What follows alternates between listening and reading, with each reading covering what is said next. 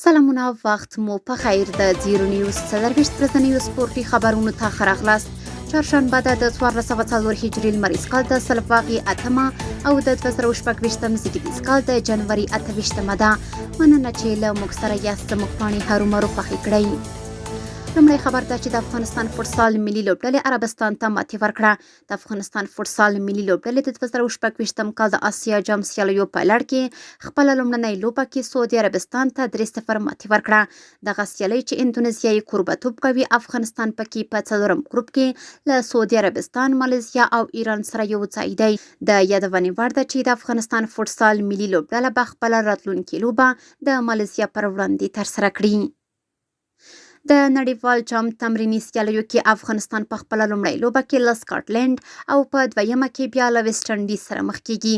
دغه سترې سیالۍ د هند په بنګلور کې د فبرورۍ پر 2 او 4 نیټه ترسره کیږي. د پیشتاز او عدالت لوبډلو لوبه مساوي پای ته ورسیده.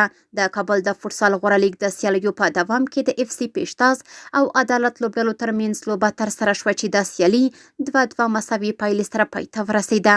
د دې پایلې له مخې دواړو لوبډلو له دې لوبې څخه یو امتیاز ترلاسه کړ. د خوست مرکز متونخر کې د 14 لوبډلو ترمنځ د ټبال کرکټ سیالۍ د آریان لوبډلې په بریا پیل شوې چې یوه نیمه میاشت به دوام وکړي.